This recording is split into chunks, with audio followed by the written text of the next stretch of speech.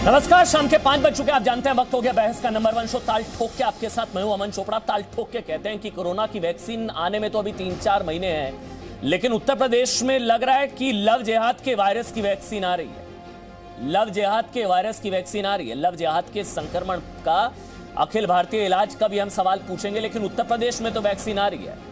Love जिहाद या फिर आप कहिए संगठित अपराध, लव जिहाद या कहिए संगठित अपराध, ऑर्गेनाइज्ड क्राइम। लव जिहाद के खिलाफ सुनिएगा, योगी सरकार आज अध्यादेश को मंजूरी दे सकती है, मतलब कानूनी मसौदे पर मोहर लगा सकती है। मुख्यमंत्री योगी आदित्यनाथ ने जो ऐलान किया था, थोड़ी देर में उस पर मोहर लग सकती है। कैबिनेट की बैठक बताया गया है 5 बजे के आसपास है। लव जिहाद पर मध्य प्रदेश सरकार और हरियाणा सरकार भी प्रस्तावित कानून पाइपलाइन में है उनके भी, यानी कि वहां पर भी काम हो रहा है। मध्य प्रदेश में लव जिहाद पर एक तरीके से स्ट्राइक आप कहिए, हरियाणा में और उत्तर प्रदेश में होड़ सी लगी हुई है कि लव जिहाद पर पहला कानूनी प्रहार कौन सा राज्य करेगा। उत्तर प्रदेश में लव जिहाद पर अध्यादेश को मंजूरी से पहले कानपुर के मामलों में एसआईटी रिपोर्ट सामने आई है। जांच का सार यह है कि सब कुछ सोचे समझे तरीके से हो रहा है। आप समझिए कि 14 मामले थे, 14 में से 11 में लव जिहाद की पुष्टि हुई। हैरान कर देने वाली बात यह कि 4 से 5 लोग आपस में जानते हैं। ये लोग एक मॉडस ऑपरेंडाई के तहत, ये लोग एक सिंडिकेट के तहत, ऑर्गेनाइज्ड क्राइम के तहत, ये सब सोची समझी साजिश के तहत नाम बदलते हैं, प्यार में फंसाते हैं, झांसे में लाते हैं, फिर धर्मांतरण कराते हैं। ये लव जिहाद का पूरा नेक्सस है। इस पर बात करने के लिए 2 बेहद खास मेहमान हैं मेरे साथ। आपको बता दें, आप जानते हैं मध्य प्रदेश से आवाज उठाई थी नरोत्तम मिश्रा, जो कि मध्य प्रदेश में गृह मंत्री हैं, वो है मेरे साथ, और मोहसिन रजा साहब हैं जो कि उत्तर प्रदेश सरकार में अल्पसंख्यक मामलों के मंत्री हैं। आप दोनों का बहुत बहुत स्वागत, नरोत्तम मिश्रा और साथ ही मोहसिन रजा। सबसे पहले मोहसिन रजा जी, इंतजार खत्म हो रहा है? देखिए, इंतजार कीजिए, जैसे कोई चीज आती है सामने आएगी, क्योंकि हम इस चीज को लेकर आदरणीय योगी जी और उत्तर प्रदेश सरकार बहुत गंभीर है। क्योंकि आपने देखा होगा पिछले 3.5 वर्षों में जो भी फैसले आदरणीय योगी जी ने लिए हैं वो जनहित में लिए हैं, और जो भी जनहित के लिए फैसले लेना हुए हैं उसमें हमने कहीं से कोई कंप्रोमाइज नहीं किया है योगी सरकार ने, और हमेशा जनहित के फैसले लेने में आगे रही है। और इसमें भी कुछ अच्छा ही आपके सामने जल्दी ही आएगा और उसका इंतजार कीजिए। नहीं, मतलब क्या कानून बनेगा, लव जिहाद रुकेगा? मैं कह सकता हूं कानून बनेगा, लव जिहाद रुकेगा, कानूनी डंडा ही इनका इलाज। देखिए अमन जी, जहां तक बात की जाए, लव अलग चीज है, जिहाद अलग चीज है। तो कुछ जिहादियों के द्वारा चलाया जा रहा मिशन है, और उस मिशन को तुष्टीकरण की राजनीति करने वाले लोग प्रमोट करते रहे हैं। लिहाजा हम तो सबका साथ, सबका विकास और सबके विश्वास की राजनीति करते हैं। हम इस चीज पर कभी बिलीव नहीं करते हैं कि तुष्टीकरण की राजनीति। हम जनहित और देशहित में कोई भी कानून लाते हैं, हम 370 हमने हटाया, जनहित और देशहित में हटाया। 370 वहां से खत्म किया, 35 से खत्म किया, तो आदरणीय मोदी जी ने देशहित में, इस तरह से योगी जी ने भी जो कानून हम लोग नए लेकर आए हैं उसको लेकर विपक्ष इसलिए बेचैन हो रहा है, इसलिए विपक्ष बहुत ज्यादा दुखी हो रहा है, क्योंकि वो तुष्टीकरण की राजनीति और उनकी दुकानें बंद होने जा रही हैं। हम लोगों की जान बचाना चाहते हैं। हम अपनी बच्चियों की, जो भोली भाली बच्चियां हैं जिनको लोग नाम बदल कर और अपने जाल में फंसाकर लव जिहाद की तरफ ले जाते हैं, बाद में तौसीफ की तरह सड़क पर गोली मार देते हैं जब वो धर्म परिवर्तन नहीं करती हैं, जब वो निकाह नहीं करती हैं तो गोली खाती हैं। फिर बेचारी कुछ बच्चियां जो है वो आग लगा लेती हैं। तो इन सब चीजों को रोकना सरकार की जिम्मेदारी होती है, और हमेशा न्यायपूर्ण सरकार और अच्छी सरकार से देश की जनता भी यही उम्मीद करती है, प्रदेश की जनता भी यही उम्मीद करती है। तो इसलिए योगी सरकार से ये सबको उम्मीद है, और योगी सरकार ही इस पर एक अच्छा कानून लेकर आएगी जल्दी। मोहसिन रजा जी, इसमें दिक्कत ये है कि ये कहा जाता है कि प्यार तो बहुत ही पर्सनल मैटर है ना भाई, प्यार किसी से या शादी किसी से। अब सरकार थोड़ी ना बताएगी किससे आप शादी कर सकते हैं, इससे नहीं कर सकते हैं, या इससे प्यार, ये प्यार पर पहरे की तरह तो नहीं हो जाएगा ना लव जिहाद पर। ये जो कानून आप लोग लेकर आ रहे हैं, ऑपोजिशन भी यही कह रहा है कि अब प्यार पर पहरा हो जाएगा, अब शादी किससे करनी है ये भी सरकार बताएगी, अगर वो दूसरे धर्म का है। लेकिन अगर लड़की उससे प्यार करती है तो आप थोड़ी ना बताएंगे। ये प्यार पर पहरे की तरह तो नहीं होगा मोहसिन रजा? देखिए अमन, हम प्यार के ऊपर नहीं, बल्कि प्यार को और परवान चढ़ाने के लिए, मोहब्बत को परवान चढ़ाने के लिए, इन जिहादियों को रोकने के लिए, एक किसी इसके पीछे जो षड्यंत्र है उसको रोकने के लिए, इसके पीछे जो साजिश है जिससे लोग, बच्चियां गुमराह होकर अपनी जिंदगियां ना खराब करें और सही मानों में जिनका प्यार है वो परवान चढ़े और जो लोग गलत हैं, जो इसकी आड़ में कोई मिशन चला रहे हैं, उनको कड़ी सजा मिले, उनको जेल में डालने का काम करेंगे और उन बच्चियों की जिंदगी और उन परिवारों की जिंदगी बचाने का प्रयास करेगा। ये कह रहा है ना, आप एक कम्युनिटी को टारगेट कर रहे हैं। यही ऑपोजिशन कह रहा है कि ये दरअसल समाज में एक तरीके से जहर घोलने का काम है। अशोक गहलोत ने ट्वीट किया कि सामाजिक सद्भाव को बिगाड़ने का काम कर रही है बीजेपी, और ये शब्द गढ़ा गया है बीजेपी की तरफ से, लव जिहाद जैसा कुछ है ही नहीं। मेरे साथ नरोत्तम मिश्रा, मैं आपके पास आ रहा हूं मोहसिन रजा जी, मेरे साथ नरोत्तम मिश्रा मध्य प्रदेश सरकार में गृह मंत्री हैं, वो मेरे साथ हैं। नरोत्तम मिश्रा जी, कितना जरूरी है कानून? आप लोग भी ला रहे हैं। बहुत ज्यादा जरूरी है। ऐसी हमारी मान्यता, जिस तरह की घटनाएं हो रही हैं, सीधा गोली मारने की घटना हो रही है, नाम बदलकर लोग शादी कर लेते हैं, लालच से, प्रलोभन से, दबाव से, मारने की धमकी, तेजाब डालने की, ये सब घटनाएं घटित हो चुकी हैं। तो इसलिए धर्म स्वातंत्र विधेयक के रूप में हम मध्य प्रदेश के अंदर अगले सत्र विधानसभा में इसको ला रहे हैं 29-30 तारीख में, दिसंबर में। नहीं तो इसमें क्या नरोत्तम जी, मेरे ख्याल से वही कागज आपके पास संभवतः क्या विधेयक की वो कॉपी है जो आप, मेरे ख्याल से कागज अगर आप बता पाए, मतलब क्या इसमें 5 साल की सजा का प्रावधान होगा और गैर जमानती अपराध, जो मेरे पास जानकारी है, लव जिहादी जो है अगर पकड़ा गया और उसका मकसद क्लियर हुआ कि धर्मांतरण के लिए शादी, तो इसमें 5 साल की सजा मध्य प्रदेश में और गैर जमानती अपराध होगा, नॉन बेलेबल ऑफेंस। यही है नरोत्तम मिश्रा? ये गैर जमानती अपराध है, 5 साल की सजा है, संज्ञेय है, और इसके साथ साथ इसके में जो सहयोग करने वाले लोग हैं वो भी उसी स्तर के अपराधी माने जाएंगे जो इसको सहयोग करेंगे धर्म परिवर्तन में अथवा जबरदस्ती सहयोग करने वाले भी उतने ही अपराधी होंगे। मोहसिन रजा, एक चीज बताइए कि अपनी मर्जी से, मतलब ये बहुत ईमानदारी से सवाल है, लव जिहाद को ये कहा जा रहा है कि ये प्यार पर पैरा है, मतलब ऑपोजिशन ये कह रहा है कि अब आप लोग, सरकार थोड़ी ना बताएगी किससे प्यार करें, किससे शादी करें, मर्जी, लड़की की मर्जी या बेटी की मर्जी। हाँ, अगर इसमें धर्मांतरण की वजह से शादी कराई जा रही है तो उसमें दिक्कत जरूर हो सकती है, कानून भी इसी चीज को लेकर है, लेकिन अपनी मर्जी से दूसरे धर्म के लड़के से शादी कबूल होगी ना? मोहसिन रजा, मैंने कहा कि कानून सबके लिए बराबर बनता है। जो कानून बनता है अमन जी, वो देश और प्रदेश की जनता के हित के लिए कानून बनता है। तो जो हम कानून लेकर आ रहे हैं वो जनहित का कानून है। उसमें कोई भी इस तरह की हरकत नहीं कर सकता कि भोली भाली बच्चियों को बहला फुसलाकर उनको अपने जाल में फंसाकर फिर लव जिहाद की तरह, ये लव नहीं है, ये बेसिकली इसके पीछे एक एजेंडा है। और एजेंडा आप समझ सकते हैं, पीएफआई को लेकर विपक्ष कभी नहीं बोलता है।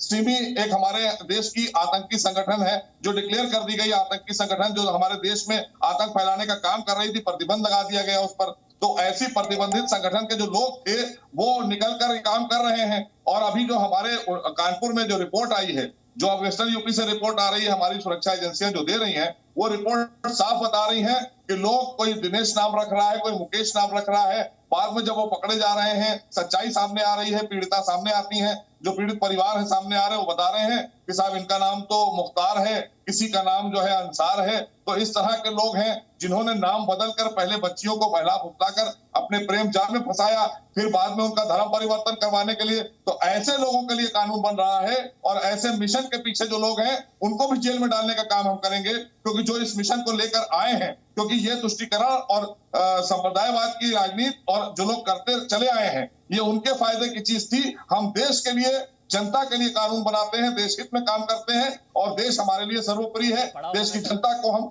न्याय दिलाने का काम करते हैं। भारतीय जनता पार्टी ने हमेशा ये काम किया है, न्याय दिलाने का काम कर रहे हैं। मोहसिन रजा साहब, हमारी प्रदेश की जनता को है वो करेंगे और हम यहाँ पर ये नहीं चलने देंगे लव जिहाद। आप न्याय दिलाने का काम कर रहे हैं, आप ये दावा कर रहे हैं, लेकिन कांग्रेस कह रही है कि शादी व्यक्तिगत स्वतंत्रता का मामला है। मैं ये नरोत्तम मिश्रा जी आपसे भी पूछ रहा हूं, आप ही से सवाल है मेरा ये। कांग्रेस कह रही है कि एक तरीके से कानून लाना पूरी तरीके से असंवैधानिक है। लव जिहाद बीजेपी की ओर से देश को विभाजित करने और सांप्रदायिक सौहार्द को बिगाड़ने के लिए बनाया गया एक शब्द है। और कांग्रेस यहां तक कह रही है कि कानून किसी भी अदालत में नहीं टिकेगा, प्यार में जिहाद की कोई जगह नहीं है, यह देश को तोड़ने के लिए और समाज को विभाजित करने के लिए सामाजिक सद्भाव बिगाड़ने के लिए आपकी तरफ से कानून लाया जा रहा है। नरोत्तम मिश्रा, सद्भावना का मतलब अश्लीलता तो नहीं होता,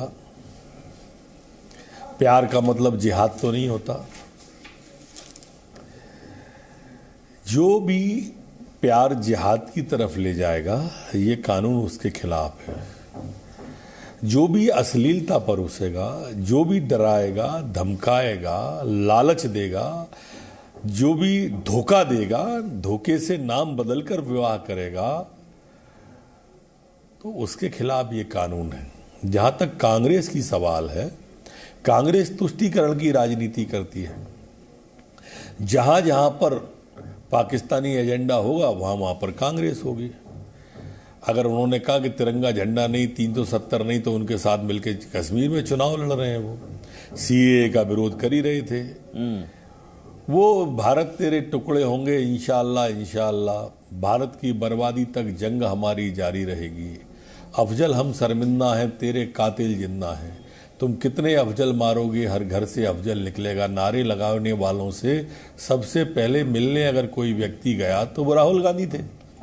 उनका अपना एजेंडा सेट है, तो वो इस तरह का विरोध करते हैं।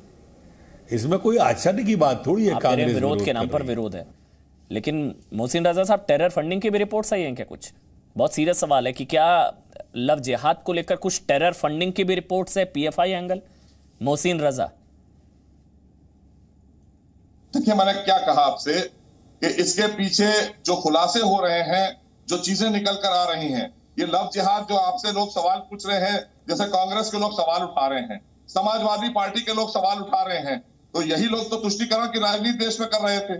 जब आतंकवादियों को फांसी दी जाती है, आतंकवादियों को सजा सुनाई जाती है हमारे न्यायालय के द्वारा, तो ये लोग हरियाली आंसू भी बहाने पहुंच जाते हैं उनके घरों पर। तो अमन जी, ये तुष्टीकरण की राजनीति करने वालों का ही सारा खेल है, जिसकी वजह से ये धंधा फल फूल रहा था। ये षड्यंत्रकारी लोग खूब हमारी बच्चियों को बहला फुसलाकर और जाल में फंसाकर फिर बाद में वो या तो सुसाइड कर लेती हैं, या उनकी जिंदगियां बर्बाद हो जाती हैं, या मजबूरी में उनको धर्म परिवर्तन। ठीक है मोहसिन रजा, मैं आपके पास आ रहा हूं। मेरे साथ आपको बता दें, तस्लीम अहमद रहमानी वो इस वक्त मेरे साथ जुड़ चुके हैं। एक बार तस्लीम अहमद रहमानी, अनुराग भदौरिया, अश्वनी उपाध्याय बीजेपी से, और ये तमाम जो पैनलिस्ट हैं वो भी मेरे साथ जुड़ चुके हैं। मैं तस्लीम अहमद रहमानी साहब और अनुराग भदौरिया आपके पास भी आ रहा हूं, अश्वनी उपाध्याय आपके पास भी आ रहा हूं, लेकिन बस मोहसिन रजा और नरोत्तम मिश्रा, एक आखिरी सवाल नरोत्तम मिश्रा आपसे, क्योंकि आपको जाना, आपने कहा था डिबेट में आप शामिल नहीं होंगे। सवाल यही पूछा जा रहा है, तस्लीम अहमद रहमानी भी बार बार यही सवाल पूछते हैं और ऑपोजिशन ये सवाल पूछते हैं कि आप लोग चिल्लाते बहुत है लव जिहाद लव जिहाद लव जिहाद, फिर कानून में लव जिहाद शब्द का इस्तेमाल क्यों नहीं होता? नरोत्तम मिश्रा। नहीं, उसकी जब आवश्यकता नहीं है तो क्यों करें? उसकी आवश्यकता क्या है? उद्देश्य की पूर्ति अगर होती है तो आवश्यकता क्या है? ठीक है, तस्लीम अहमद रहमानी, उसके बाद मोहसिन रजा साहब, मैं एक मिनट आ रहा हूं। पहले तस्लीम अहमद रहमानी और अनुराग भदौरिया। पहले रहमानी साहब, बहुत जरूरी है कानून, आपने सुना 2 मंत्री योगी सरकार से और मध्य प्रदेश सरकार से मंत्री, बहुत जरूरी है आज की डेट में कानून। आप मुस्कुरा रहे हैं क्योंकि मैंने आपका सवाल पूछ लिया, मुझे पता है आप हमेशा डिबेट में यही पूछते हैं, लव जिहाद चिल्लाते हैं, लव जिहाद पर कानून लाते हैं, लेकिन नाम क्यों नहीं लेते हैं लव जिहाद? बोले रहमानी साहब। अमन वो 1958 की एक फिल्म थी, सोने की चिड़िया, तलत साहब ने गाना गाया था, प्यार पर बस तो नहीं है मेरा, लेकिन फिर भी तू बता दे कि तुझे प्यार करूं या न करूं, कहीं ऐसा ना हो कोई तेरे घर आ जाए और तेरी मरमरी बाहों का सहारा न मिले, अश्क बहते रहें खामोश सिया रातों में और तेरे रेशमी आंचल का सहारा न मिले। यही हो रहा है एक्चुअली। आप देखिए कि एक समाज में, कानून समाज में अमन इंसाफ को बरकरार रखने के लिए, तवाज़ुन कायम रखने के लिए कानून की ज़रूरत हमेशा होती है, पहले भी बनते रहे हैं, आज भी बन रहे, कल भी बनेंगे। लेकिन कानून बनने की एक प्रक्रिया होती है, एक तरीका होता है। हम स्टैटिस्टिक्स दे के लेके आते हैं, उस पर डिबेट करते हैं, वो स्टैटिस्टिक्स ऑथेंटिकेटेड होते हैं, वो मतलब मुसल्लम सबूत जिसे कहते हैं, मतलब सर्टिफाइड वेरीफाइड होते हैं वो स्टैटिस्टिक्स, सिर्फ दावे नहीं होते। उस किस्म के कोई स्टैटिस्टिक्स अभी सामने नहीं आए। मंत्री जी ने फरमाया अभी आपके सामने, हम पूरी डिबेट लव जिहाद पे कर रहे हैं, लेकिन कानून में लव जिहाद का जिक्र नहीं है। इसका मतलब टारगेटेड है। हम समाज पूरे 137 करोड़ लोगों के समाज को सामने नहीं रख रहे, हम एक पर्टिकुलर, ये जिहाद का लफ्ज जिसके साथ वाबस्ता है, जिहाद का लफ्ज जिनके साथ वाबस्ता है वो टारगेटेड है, जबकि समाज में हिंदू और मुसलमान दोनों वर्गों की शादियां आपस में हो रही हैं। हिटलर ने 1985 साल पहले यही कानून लेकर आया था। 85 साल पहले हिटलर यही कानून लेकर आया था। नतीजा क्या हुआ दुनिया ने देखा है। मैंने सवाल इसलिए पूछा था, मैंने इसलिए मोहसिन रजा से बार बार पूछा कि भाई आप अपनी मर्जी से किसी लड़के से जिस भी धर्म का वो आप शादी करें, आपकी मर्जी, सरकार थोड़ी ना बताएगी, मैं आपके साथ हूं, लेकिन धर्म बदलने के लिए शादी ये कौन करता है? धर्म बदलने के लिए शादी, प्यार में धर्मांतरण का क्या काम? रहमानी साहब, जो शादी धर्म बदलने के लिए की जा रही है या जो शादी धर्म बदलने के लिए कर रहे हैं वो कौन है? उनको मैं लव जिहादी ना कहूं तो क्या कहूं? फिर मैं कानपुर का भी मामला आपको दिखाऊंगा, बोलिएगा। वो कानून में वो कानून में जुर्म है, पहले से ही वो जुर्म है, और इसके बावजूद धर्मेंद्र जी ने जो है इस धर्म परिवर्तन का एफिडेविट दिया था जब उनको पार्लियामेंट का इलेक्शन लड़ना पड़ा और 2 शादी की उनको इजाजत नहीं थी, आपको याद है वो? क्या वो था लव जिहाद? ये कैसी बातें हो रही हैं? हम गैर कानूनी हरकतों के खिलाफ हैं, चाहे धर्म परिवर्तन के लिए प्रलोभन का वाकया हो, जबरदस्ती का वाकया हो, चाहे अपनी आइडेंटिटी छुपा के शादी करना, धोखा देके शादी करना जुर्म है, इसके खिलाफ सजा है। अगर और सख्त कानून एक चीज अच्छी है, मैं आपके साथ ज्यादातर मुद्दों पर इस मामले में हूं कि प्यार पर पैरा नहीं हो सकता, लेकिन इन जिहादियों का क्या करें जो लव में भी, लव और जिहाद 2 अलग अलग चीजें हैं, लेकिन इन्होंने लव जिहाद जोड़ दिया। जिहाद कानपुर में क्या हुआ मैं आपको बताता हूं ना, कानपुर में देखिए ना, एक मिनट रहमानी साहब आप ही के लिए, कानपुर में लव जिहाद मामले में एसआईटी जांच से क्या बड़ा खुलासा हुआ, ध्यान से देखिएगा। 14 में से 11 केसेस में लव जिहाद की पुष्टि हुई कि इस मामले में धर्मांतरण के मकसद से शादी की गई, जो कोर्ट ने भी कहा, हाई कोर्ट की तरफ से भी कहा गया, इलाहाबाद हाई कोर्ट की तरफ से भी। 11 केस में आरोपियों ने हिंदू लड़कियों को धोखा दिया। पहले लोग नाम बदलते हैं, रहमानी साहब सुनिएगा, पूरी डिटेल्स स्क्रीन पर है। 4 लड़कों ने हिंदू लड़कियों को धोखा देकर निकाह किया, नाम बदला, फिर प्यार के झांसे में फंसाया, फिर धर्म परिवर्तन करने के लिए चारों आपस में जानते हैं। ये सिंडिकेट ऑर्गेनाइज क्राइम की तरह है, ये संगठित अपराध की तरह है। 3 लड़कों ने हिंदू नाम बताकर लड़कियों को धोखा दिया।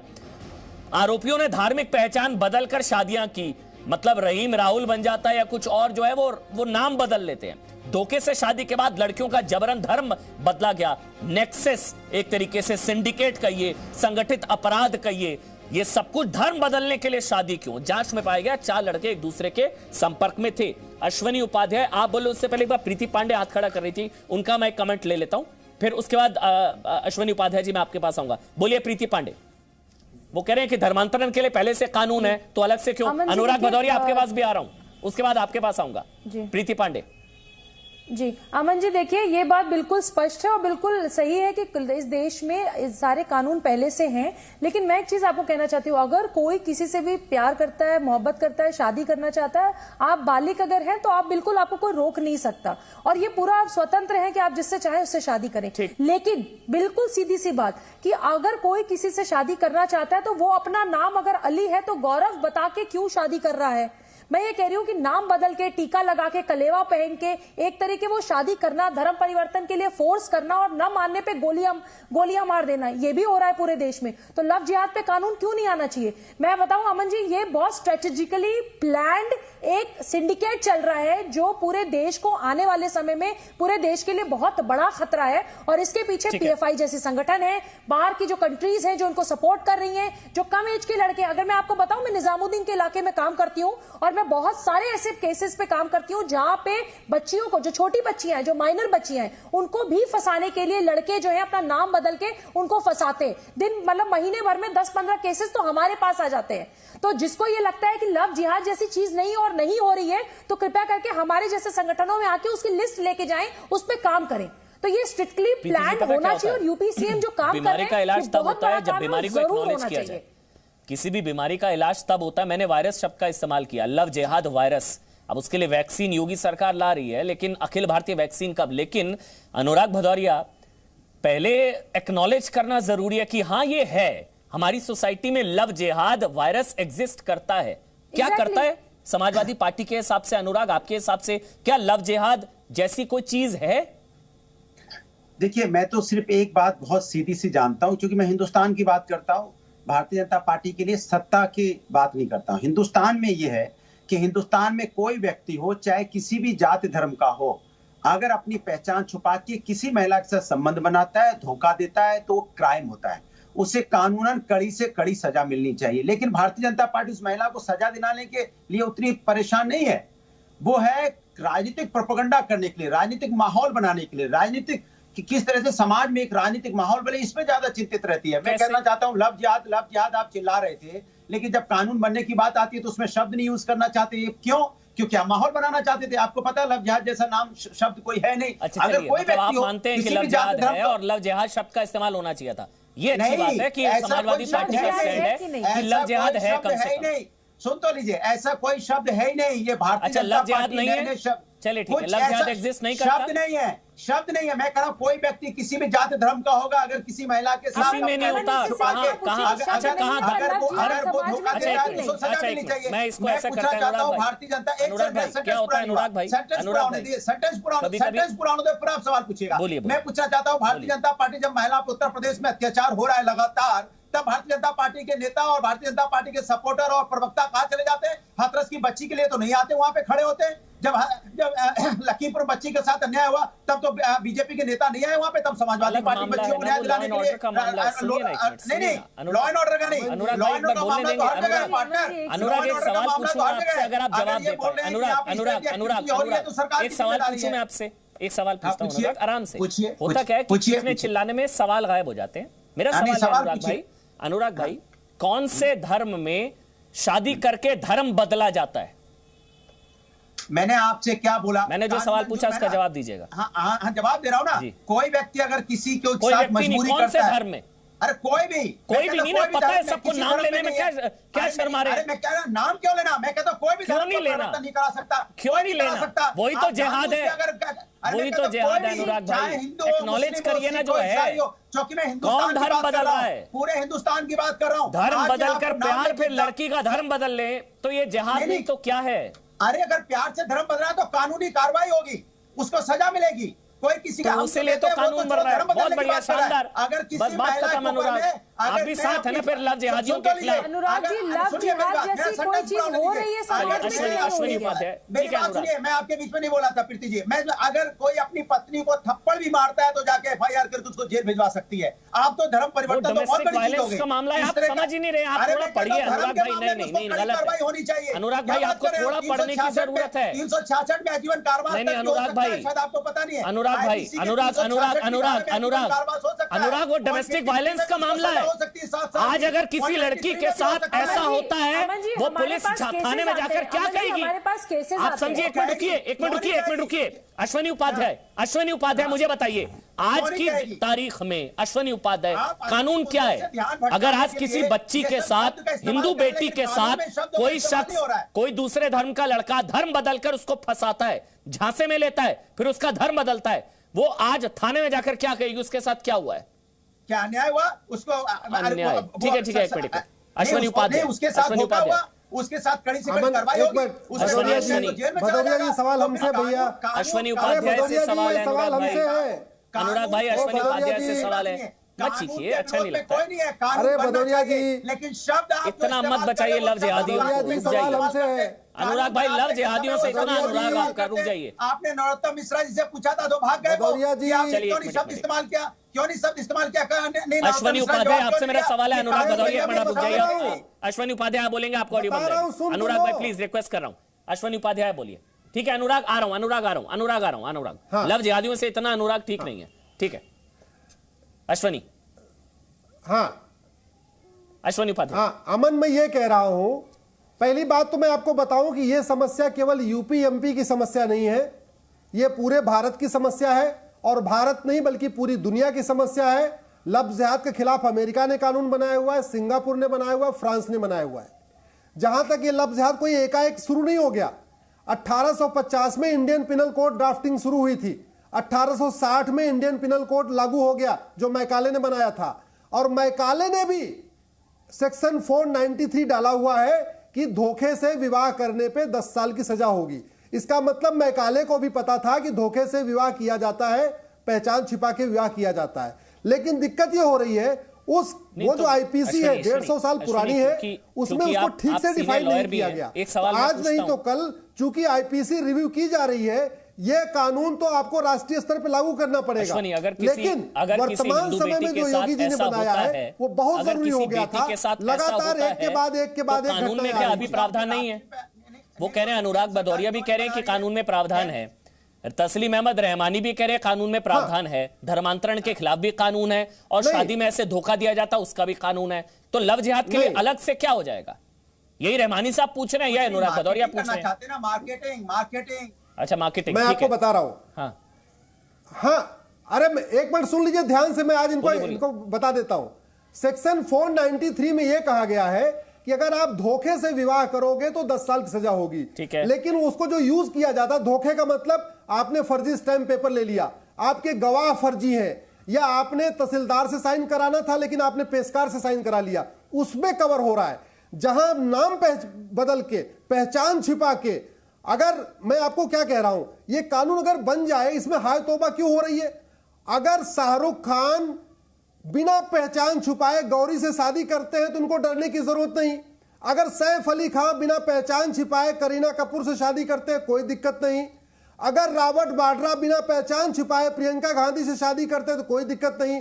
दिक्कत केवल वहां आएगी जहां औरंगजेब अरविंद बन जाएगा, जहां शोएब इकबाल समीर बनेगा, जहां पे बाबर बबलू बनेगा, उसको दिक्कत आएगी। ये लोग जो डर रहे हैं, इनकी बौखलाहट बता रही है कि लव जिहाद बहुत तेजी के साथ हो रहा है। नहीं तो इनको स्वागत करना चाहिए, इनको तो कहना चाहिए 10 साल नहीं 50 साल की सजा का कानून बनाओ। जब लव जिहाद है ही नहीं है तो कोई तस्लीम अहमद रहमानी, उससे पहले चोर के दाढ़ी में तिनका, चोर के दाढ़ी में तिनका, इसका अनुराग भदौरिया, उसके बाद मतलब तस्लीम अहमद रहमानी। बस अनुराग भदौरिया, एक रिक्वेस्ट कर रहा हूं मैं आपसे, एक रिक्वेस्ट मान लीजिए, आप सबके बीच में मत बोलिए, मुझे अच्छा नहीं लगता ऑडियो बंद करना। अब आप बोलिए, परमिशन के साथ आप बोलिए। मैं ये कह रहा हूं कि बार बार ये भारतीय जनता पार्टी के सपोर्टर नेता कह रहे हैं कि कानून का विरोध क्यों कर रहा है, पेट में दर्द क्यों हो रहा है। अरे मेरे प्रभु, मेरे भैया, कोई विरोध नहीं कर रहा है। विरोध इस बात का हो रहा है कि कोई भी, आप जो कह रहे हो सब आपके साथ है, कि कोई भी अगर नाम बदल के अगर धर्म आप बदलवाना चाहता है, इस पे कड़ी से कड़ी सजा उसको मिलनी चाहिए। कानून का भी कोई विरोध नहीं कर। विरोध इस बात का हो रहा है, आपने लव जिहाद नाम का शब्द जो इतने दिनों से हंगामा काटा और इस समाज के अंदर माहौल बनाने की कोशिश की, लेकिन वो लव जिहाद आप अपने ड्राफ्ट में तो नहीं ला रहे। कानून में का कानून तो सबके लिए बनेगा, हिंदू मुस्लिम सिख ईसाई अगला पिछड़ा, कानून तो सबके लिए है और होना भी चाहिए हिंदुस्तान में सबके लिए कानून। फिर आप जानबूझ के लव जिहाद क्यों कर रहे थे? आप क्यों कर रहे थे? जब लव जिहाद का शब्द आप नहीं डालना चाहते कानून के अंदर में, लव जिहाद जब शब्द नहीं इस्तेमाल करना चाहते, आप बोलो अखिलेश यादव एक बयान जारी करें कि धोखे से विवाह निकाह करने वालों को 25 साल सजा होनी चाहिए। आप बोलो, जारी करें बयान। आप ऐसे नहीं चलेगा। आप यहाँ हरा कुर्ता पहन के आ जाते हो, आप हरा वाला कुर्ता पहन के आ जाओगे और ये कहोगे इधर भी बात करोगे उधर भी बात करोगे, ये नहीं। आप सीधे बोलो, आप धोखा, साम दाम दंड भेद द्वारा निकाह करने वालों को आप सजा चाहते हो, बोलो 50 साल सजा होनी चाहिए।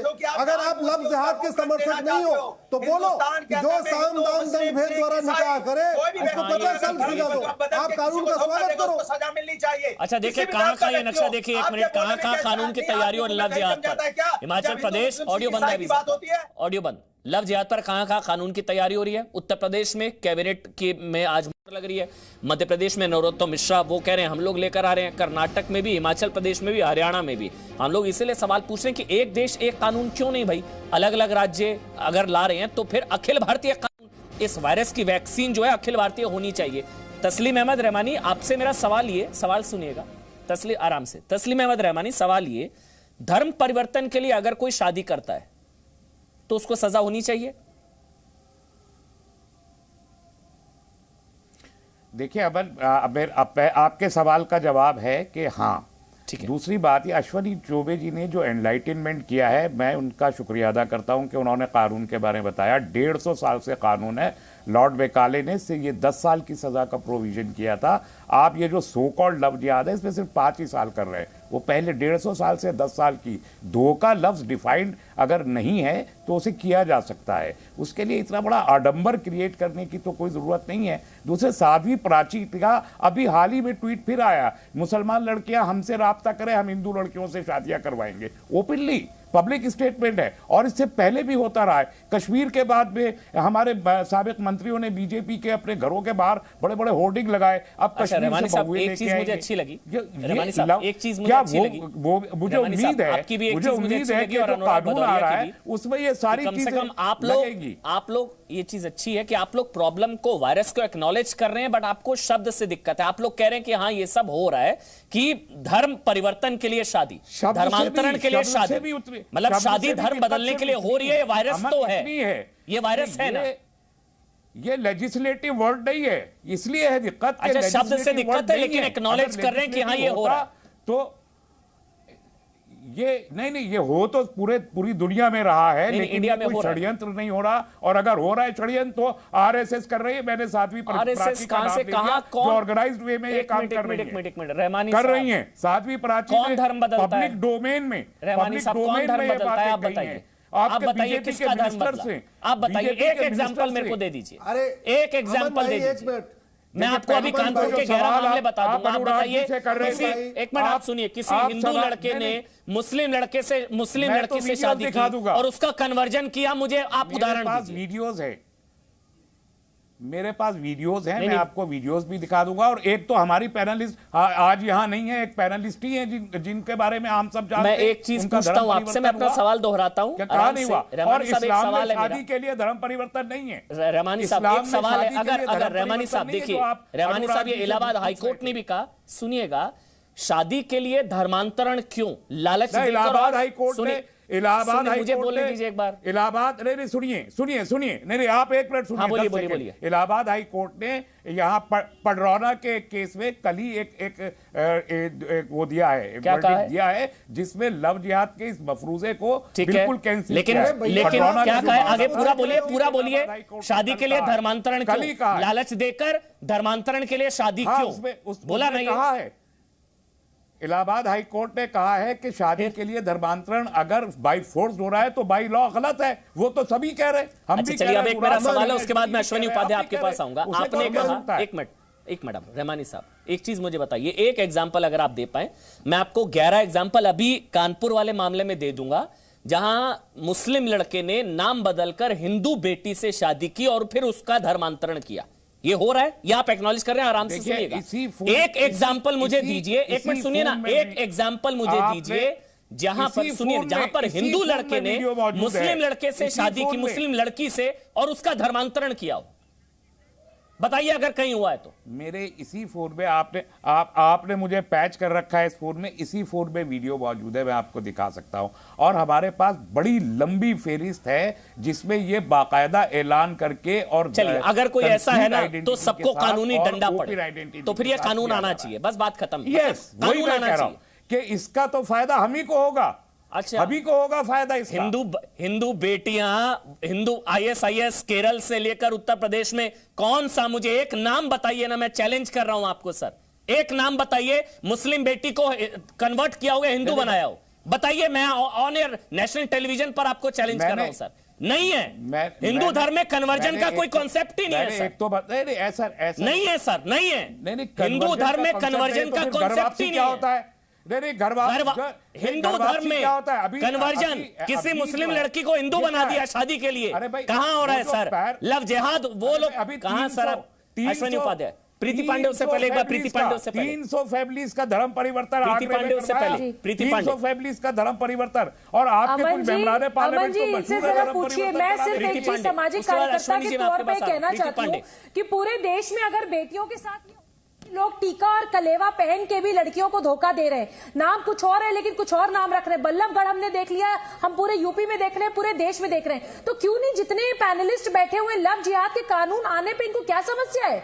क्यों? अरे भाई मैं तो कह ही रही हूं, मैं आप लोग बार बार सब लोग ये बात कहते हैं लव जिहाद पे आए दिन जो हादसे हो रहे हैं जहां लड़कियां सुसाइड कर रही हैं, लड़कियों को गोली मार दी जा रही है, उनको जला दिया जा रहा है। लखनऊ में विधानसभा के सामने एक लड़की ने आत्मदाह कर लिया अक्टूबर में। सुन लीजिए रहमानी साहब, सुन लीजिए, मैं ये कह रही हूँ कितने ऐसे हिंदू लड़के आप जानते हैं जिन्होंने अपना धर्म, सुन लीजिए रहमानी साहब सुन लीजिए ना, कितने ऐसे हिंदू लड़कों को आप जानते हैं जिन्होंने अपना नाम गलत बता के मुस्लिम लड़कियों को फंसाने की कोशिश की हो? आप मुझे उसकी लिस्ट दीजिए रहमानी साहब, आप मुझे उसकी लिस्ट दीजिए कि हिंदू लड़के मुस्लिम लड़कियों को अपना धर्म झूठ बता के उनको फंसाने की कोशिश कर रहे हैं। क्यों पूरे देश में मुसलमान लड़के अपना नाम, अपना धर्म झूठ बता के लड़कियों को फंसा रहे हैं? अब तो अमन जी सीधी सी बात है कि हम पहले बड़ी खबर आ रही है, मुझे बताना पड़ेगा। एक बड़ी खबर, एक बड़ी खबर है, एक बहुत बड़ी खबर है। चीन के खिलाफ एक और डिजिटल स्ट्राइक आप कह लीजिए, बहुत बड़ी खबर।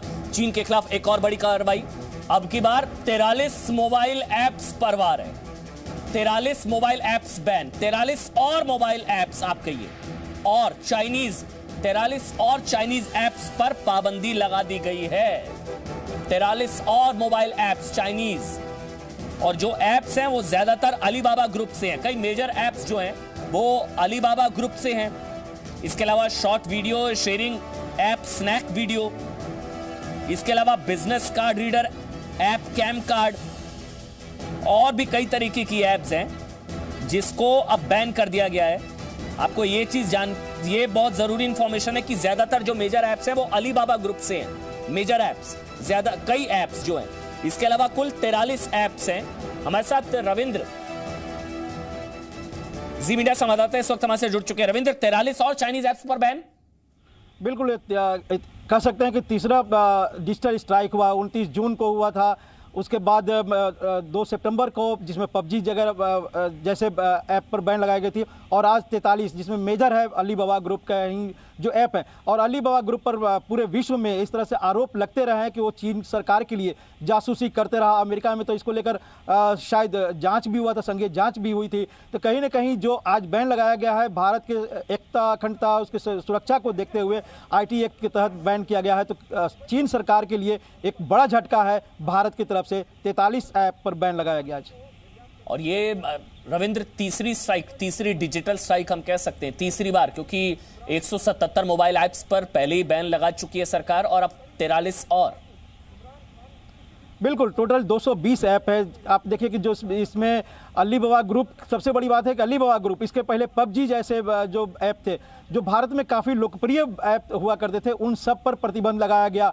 तो ये भारत की सुरक्षा को ध्यान में लगाया गया है। और जो जिस तरह से उस पर आरोप लगते रहे चीनी ऐसी जो कंपनियां हैं उनके ऊपर जो आरोप लगते रहे हैं कि भारत के लिए वो चीन के लिए जासूसी करते हैं भारत में इन ऐप के जरिए, तो उस पर प्रतिबंध लगाकर कहीं ना कहीं देश की सुरक्षा को ध्यान में रखते हुए लगाया गया, अपनी सुरक्षा को ध्यान में रखते हुए इसको लगाया गया। हालांकि चीन सरकार के लिए बड़ा झटका है। तीसरी जो डिजिटल स्ट्राइक हुआ है, जो सीमा पर स्ट्राइक हुए वो अलग है, और जो डिजिटल स्ट्राइक हुए जिसमें करोड़ों रुपए का नुकसान चीन सरकार को हो रहा है, तो कहीं ना कहीं सुरक्षा को ध्यान में रखते हुए भारत सरकार का ये कड़ा कदम। देखिए आपको बता दें 29 जून को सरकार की तरफ से 59 मोबाइल ऐप्स पर 29 जून 2020 को ये जो प्रेस रिलीज जारी की गई है भारत सरकार की तरफ से, ministry of electronics and IT information technology उनकी तरफ से बताया गया है, 29 जून 2020 59 चाइनीज ऐप्स को बैन किया गया था। फिर 2 सितंबर 2020 118 और चाइनीज ऐप्स को बैन किया गया। और अब जो है section 69A of IT act, और इसमें 43 और रविंद्र इसमें भी यही बताया गया कि prejudicial to sovereignty and integrity of India, यानी कि भारत की संप्रभुता और अखंडता के लिए इनको खतरा माना गया। प्रिवेसी, सॉवरेनिटी और इंटीग्रिटी। बिल्कुल अमन बिल्कुल आपको याद होगा कि इस तरह के ऐप को लेकर हमारे सेना में भी एक तरह से निर्देश दिया गया था कि किसी तरह के ऐप जो खासकर चाइनीज हो उसका इस्तेमाल न करे, और भारत की अधिकतर जनता के घरों में इस तरह के ऐप का इस्तेमाल होता था। और इसको ध्यान में रखते हुए भारत सरकार का यह मानना था, जो मिनिस्ट्री ऑफ होम अफेयर्स के जो टेक्निकल ग्रुप है उसके आधार पर, उनका जो रिपोर्ट है उसके आधार पर यह बैन लगाया गया है। और कहीं ना कहीं ये माना जा रहा है कि इन ऐप के जरिए चीन सरकार जासूसी कर रही थी भारत में और भारतीय लोगों का, तो उस पर प्रतिबंध लगा के कम से कम इस जासूसी के जो उनकी नाकाम चाल थी उसको तोड़ने की कोशिश की गई है। तो कहीं ना कहीं चीन सरकार के लिए बड़ा झटका, और भारत और मोदी सरकार एक तरह से दृढ़ संकल्प है कि चीन को हर एरिया में हर तरह से सबक सिखाना है। बहुत बहुत शुक्रिया रविंद्र जी, पूरी खबर हम तक पहुंचाने के लिए। 177 मोबाइल ऐप्स पर पहले ही बैन लगा चुकी है सरकार, और अब ये 43 और चाइनीज ऐप्स पर बैन, पहले पबजी पर बैन लगाया गया था, और अब अलीबाबा के ग्रुप से कई ऐप्स हैं उनको बैन कर दिया गया है। और इसमें भी जो रिलीज जारी की गई उसमें कहा गया कि भारत की संप्रभुता और अखंडता के लिहाज से इनको सुरक्षित नहीं माना गया। Presenting B News app available on Google Play and App Store. Download it now.